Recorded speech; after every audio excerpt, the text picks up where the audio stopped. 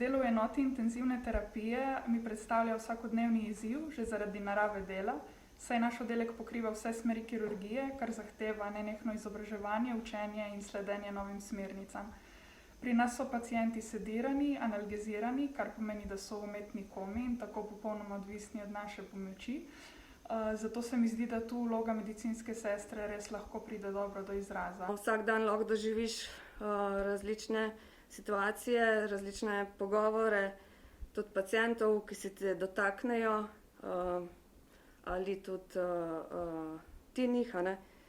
Tako da je vsak dan prav ta navdih, doživetje, kako potem pacientu tudi pri tem pomagati, a ne.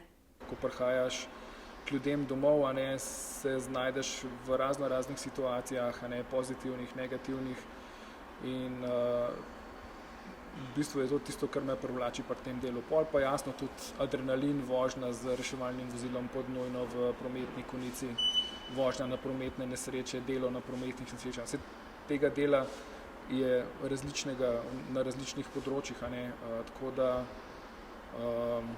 to te vleče.